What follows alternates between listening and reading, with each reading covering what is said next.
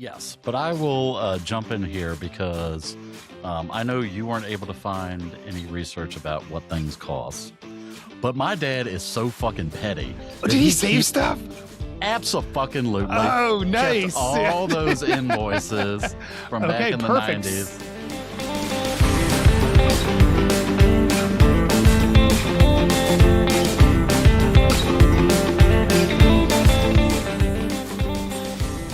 Hey everyone, I'm Mike, And I'm Andrew. and we're the Midlife Guys.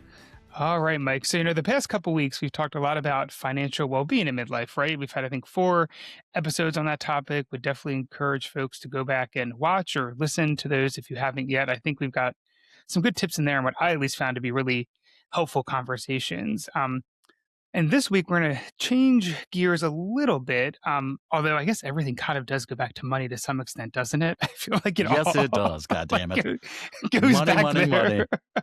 Well, that's out of which is like it's definitely a common stress point for I think most people, especially in midlife. So I guess this is related to money, but sort of a different direction.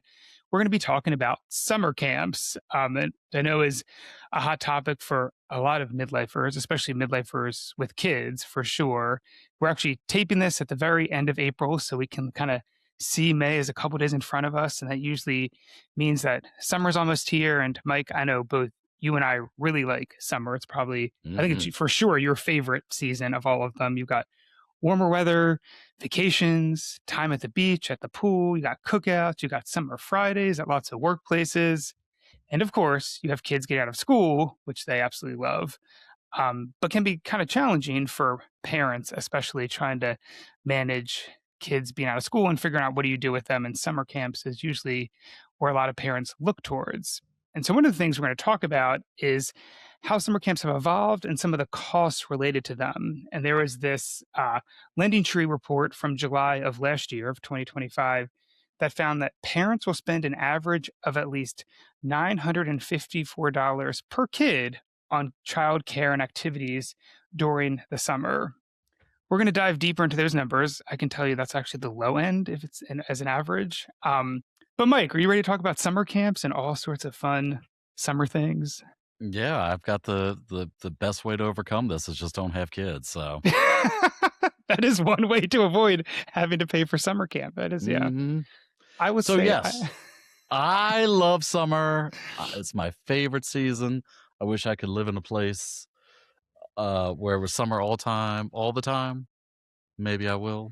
But I have One day. very fond memories of summer camps, my summer camp experiences, summers in general, but definitely summer camp. Like many individuals my age, I started out with traditional day camps and then went to overnight camps in West Virginia and North Carolina. But times have changed. Lord have mercy, those fucking times have changed. Helping you with camp registration, just day camp, the costs are outrageous.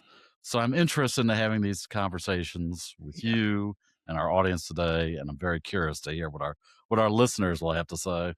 For sure. I'm very interested in that too. And somewhat selfishly, I would love people to leave ideas or tips or how they deal with summer camp because it's definitely a pain point. And kids are expensive, although I will say, as a father of 2 kids, I love kids. They're great generally and awesome and worth it, even though they can be really expensive. See, this is why you don't have kids. It works out well. But before we dive into the numbers, because they will want to make me cry a little bit when we get there, I thought it would be kind of fun to start on a more nostalgic note. You had mentioned, Mike, some of your experiences going to day camps and sleepaway camp. And I think a lot of midlifers can relate to sort of summer activities and camp activities, especially in kind of the 90s when we were really coming of age. I know for me, summers are always a lot of fun. I felt like it was tons of time spent running around, in the neighborhood, we went to lots of sort of township or municipal camps and sports camps, like day camps like that. Went to the pool a lot. We had a swim club or pool that was kind of at the edge of our neighborhood that we would go to a lot and spend like all day there. And it was awesome. I definitely have lots of great, fond summer memories. And I think one of the reasons we were able to be so flexible in the summer is because my mom stayed at home when we were really young. And then most of her career was spent in education. She was a teacher and then an administrator. So her schedule was a little bit more flexible in the summertime. And growing up, I remember a lot of my friends, their parents, usually one of the parent was typically home or could be home for a lot of the summertime. And that's actually true because I was doing some research and found that the recent Pew survey looked back and just, or I guess, found that over 66% of millennial and Gen X married couple households with children, that's a wordful, but that's how they kind of described it. Both parents now work in today's environment. It was interesting for both millennials, we have two parents, and Gen Xers with two parents with kids. They're both working at that 66% level. It's the same number for both generations. Now, for our parents, it was closer to 50%. So you definitely have seen kind of going from about half to two-thirds of having two parent working households. I think that definitely does kind of make a little bit of a difference. The other thing, and I don't remember this as much as a kid, right? Because you don't always know the cost of things as a kid, is trying to understand, again, back in the 90s, what would summer camps kind of have cost back then? So there wasn't any official numbers that I could find. No one was keeping a log of what summer day camps cost in 1996, for example. But I was able to do some research on Facebook and Reddit, which, I know there might not be the most high quality, but there was some consistency in what people were talking about when they were reminiscing about camps and talking about the costs. And so it seems like from what I was able to find, a lot of those day camps were typically in like the $50 to $150 per week range. And overnight sleepaway camps were more like $200 or $300 per week. So they were, a cost, but didn't seem outrageous. And again, I think with having another parent around, you could be a little more flexible of doing some camp and then lots of time just running around the neighborhood or going to the pool. So, Mike, what was your experience like going to camp as a kid? Do you want to kind of walk back down memory lane for a few minutes? So, yes, but I will jump in here because I know you weren't able to find any research about what things cost. But my dad is so fucking petty Oh, that did he he save keep stuff? abso-fucking-lutely Oh, kept nice. all those invoices from back Okay, in the perfect. 90s. So some primary research here. I love it. What do you got? So, found the sleepaway or overnight camps for a total of um, 6 weeks. I think they were each 6-week Okay. terms. So, that was about $3,500. Okay. That's, a decent price, but not 6 weeks. outrageous. If you think about 6 weeks, that's almost what, two-thirds of the summer? I mean, it's most of the summer. Yeah. Yeah, I mean, damn. Yeah. Yeah. Mhm. Well, we'll get later. It's a little bit more expensive now than that for a Mhm. sleepaway camp. Mhm. Mhm. So the key is to having a petty parent who likes to keep invoices, so Keeps all the receipts. all the receipts. All the receipts. I do have really fond memories of summer and summer camps. Like you, I would spend a lot of time at the pool, playing with friends, doing that whole thing. Um, you know, playing with kids in the neighborhood, later in life, driving around, probably getting into Right. When he was trouble. driving, you got into trouble Uh, as a kid? That's Never, shocking to think. never. Did nothing So wrong innocent. ever. I am such an innocent person. For camp, I did do traditional day camps at first. Those involved a lot of activities like baseball and soccer, and even putt putt. My favorite, Putt-putt camps? putt putt. Nice. Well, it wasn't a camp; it was just part of the agenda for the day. Oh, okay. You do different things during the day, and one of them was going to the nearby putt putt course and doing that. And then the summer that I was going into 4th grade was the first summer I went to overnight camp at Camp Greenbrier in West Virginia. And that was a fun experience because I got to experience a lot of activities that I was not familiar with, like whitewater rafting and rock climbing. Two things that I guess if I think about it are available around this area, but it was not really to the scale that it was up there. Yeah. Um, and back in the 90s, nobody would have ever gotten in the fucking river here anyway, so it was gross and toxic. Um, and then I did overnight camp for the next 3 summers. But after that, I took a very different path, because I became a camp counselor at one of the Okay. day camps, here in town because I wanted that money. God damn it, I wanted that Mhm. money. I don't think I made that much money. I think for the first year I did, I made like a whopping total of $250. But you Yeah. know what? Made that money. I was a So teenager in the 90s. That's not bad. You could have gotten some good stuff with that. Yeah. absolutely, Yeah. absolutely. I mean, I enjoyed every second of my summers growing up, and I still do it today. As soon as Memorial Day weekend gets here, I will be in the sun, I will be at the pool, I will be at the parties, I will be on the beach. I will I feel like probably it's as not soon even as the first weekend of May. Are you really waiting all the way to Memorial Day weekend to get out in the sun? well, it depends on the Yeah, weather, I I guess suppose. that's true. And if I Yeah. can't and if I can't get the weather here, you bet your ass I will just get on a plane and fly to the Caribbean. I mean, that's true. You actually will do that. Yeah. I absolutely will. I can work from down there. There you go. That's right. And you don't got to pay for kids to go to summer camps. You can just jump on that plane and Mhm, mhm. must be nice. No, I think you're right. Like I have really good memories of summer as a kid and summer camps. And we did when I was growing up a lot of those day camps and a lot of sort of township and sports ones. I remember we did baseball and tennis and a few other type of sports and a lot of time at the pool, which was fun. And I don't know, and it's probably true for kids today too. I would guess it's just summer felt so much simpler and easier, right? It was just like a time to kind of hang out and be outside as much as you possibly can. And I feel like too, and again, maybe this was because I was sheltered as a kid. I don't know, but it feels like, and we'll get to this shortly, with camps anymore, there's this like competitiveness around them too about like finding the camp, like applying to the camp in time, getting into the camp, and like it's just kind of crazy anymore. Where I feel like it felt much more kind of laid back and fun. The '90s just felt more laid back in general, I think, than than they do today. Absolutely. And Yeah, the evil of it is that nobody tells you that it's not, even in college. I mean, as soon as high school's over, that shit is done. No yeah, more it's summers true. off. No more summers off. There may Yeah, be a summer break even if you go to college, but there ain't no fucking an summer break. internship or a You're job. working, Yeah, you're interning someplace. Yeah. yeah. There's no such thing as summer break even when you're in college. Hmm. Nope. It's gone. Live it up while you're young. Good time. So yeah, I guess it's Mhm. just life though. You just got to keep pushing through and working. And one of the reasons you Bullshit. have to keep working is so you can afford everything. Going back to Mhm. the our past couple episodes, but I think we talked a little bit about summer camps in the when we were growing up and some of our experiences, and I wanted to do a bit of a deeper dive into what summer camp is like today because this has been certainly if you're a parent like I am, this has been all that a lot of parents have been talking about since like January because that's when some of these things start to open and you have to get in there real quick before all the spots get full. So I wanted to do a deeper dive on what the costs are and kind of if what we're seeing in our area is kind of true across the board. And so I'm going to throw a whole bunch of numbers at you.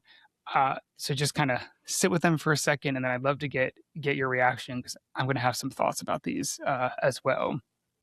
So if you remember in the very beginning, I mentioned that lending tree study from last summer that said the average is about $954 per kid that parents are spending on summer activities. Could include camp or babysitters or all sorts of other stuff, or maybe having family help you out.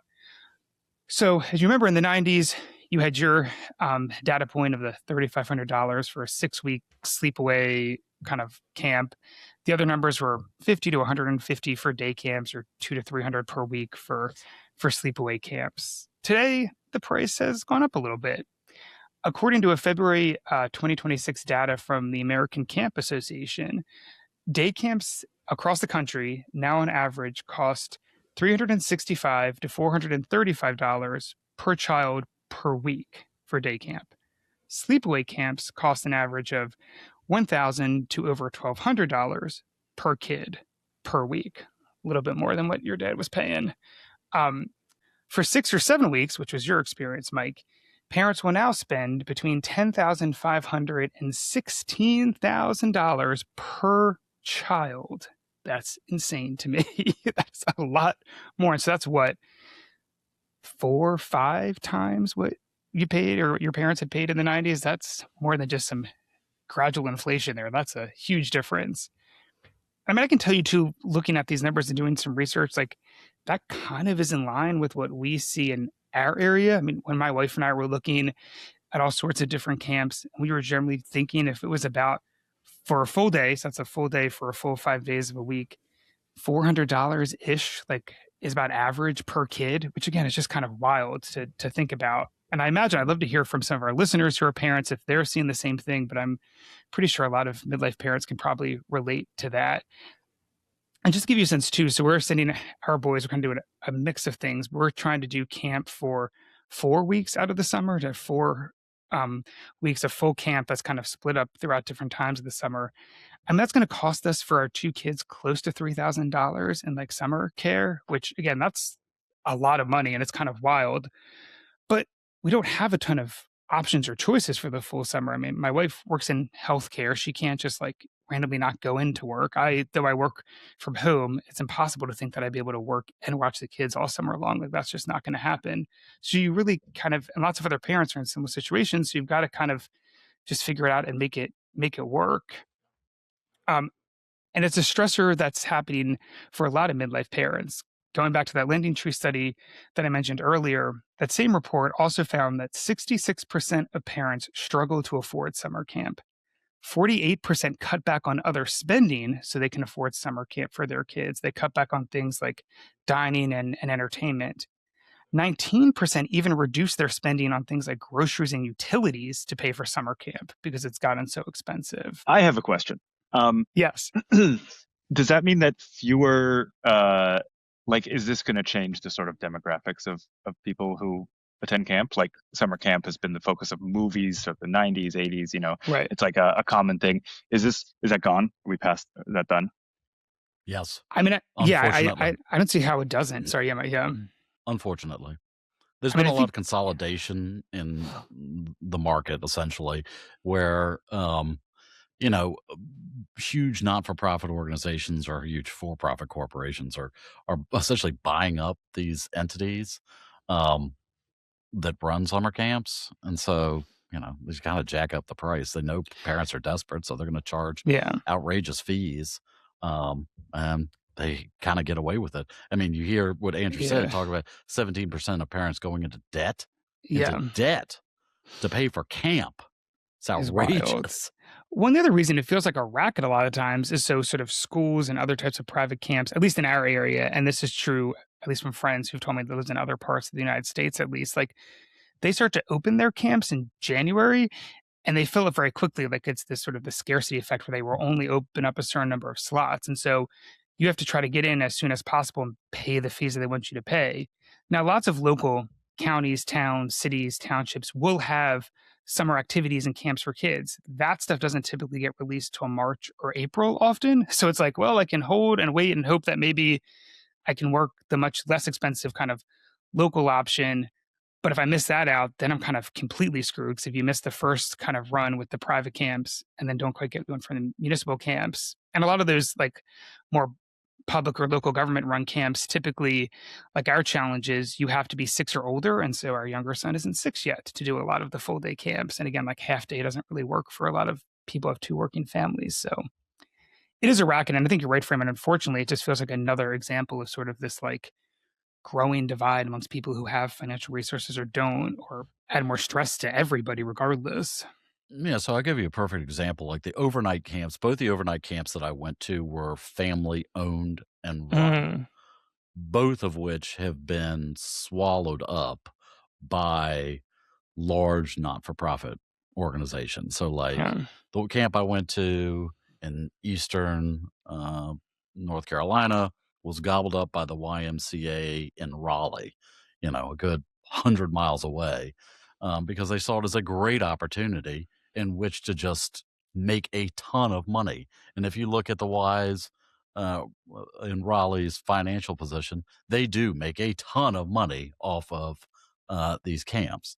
And unfortunately, so many of these camps had been run by mom and pops, um, families for so long, but they really didn't know how to run a business. Not that Yeah. camp should be a business as it is, but as things got more competitive, they had to become businesses. Yeah. So, yeah, I mean, Yeah. I want our listeners to sound off. I mean, how are you doing this? How are you Yes. paying for your kids to go to camp? You know, I understand that running a summer camp can be expensive. It's a lot of risk, which means you need a lot of insurance. I also understand that counselors need to be paid appropriately. Yeah. Um, you know, It's not to say you need to go crazy, but especially if they're a teenager, they do need to be paid something and appropriate. But these prices are so fucking outrageous. It's Yeah. crazy. And as I dive into this research, I have to wonder about the motive. As I said, some of Yeah. these not for profit agencies seem to be using summer camps as nothing more than a piggy bank to exploit parents who are desperate because they do have to work during the summer months. They do have full-time jobs. And these not-for-profit agencies are like, this is a great opportunity for us to pad our financial statements for the year by offering summer camp. And, Andrew and I had just had this conversation with a friend of ours who worked at one of these camps for a long time. Hmm. And he said that was the very reason they were hosting the camp I because was they didn't surprised, actually. they He was like just upfront very about it. He's like, honest yep. about it because, he was like, "Look, the fact of the matter is we could make a ton of money because this organization didn't always have a camp, but they were like, ha, let's make a ton of fucking money." And that's exactly what they do. Um, so it's more and more millennials and Gen X households are households in which both parents work. And that 66% number that you provided seems low to me, but I'll go I mean, with that's what you're 66. saying. It feels like it's higher than that, probably, but yeah. Camp and the old-fashioned affordable camps have to be an options for parents. Yeah. I mean, this cannot keep going. There's no excuse for parents to go into debt to Yeah. just try to send their kids to camp.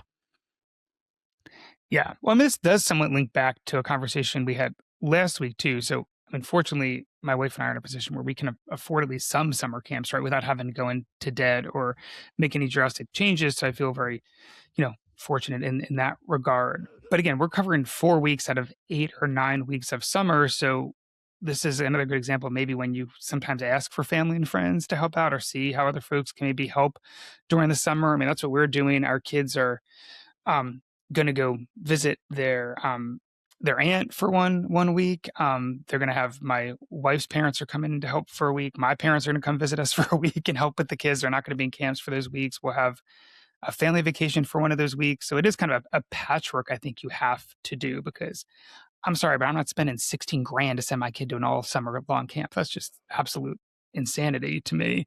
And if you do or can do that, I mean, good for you. That seems crazy to me. But I will say, I think that's, this is definitely an example of where, time back to last week, this is where you got to ask for help sometimes because these prices are outrageous. I don't see the prices coming down. They certainly don't ever come down. It feels like they always just keep ticking up and up. And at some point, I think it's going to become unsustainable. Another thing that I think is worth pointing out too is I'm sure you have, Mike. I remember every summer you see, stories about these like a super uber luxury camps, right? That like the 1% or whatever go to.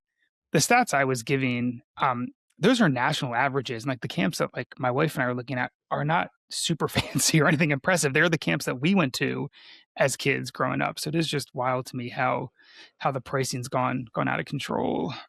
Hmm. But to your point, I'd love to hear what others are doing with regards to camps or regards to summer. Let us know, what you all are trying to work through or how you're trying to make it work because it's a challenge for sure. Now we covered all of the sort of not fun, everything's super expensive and, unrealistic part of the show. I thought it would be kind of fun to take a look at another trend amongst millennials and Gen Xers that is growing related to summer camp, but not summer camp for kids. This is summer camp for adults. And so I started to see some articles about this and I did some research and it's fascinating to me.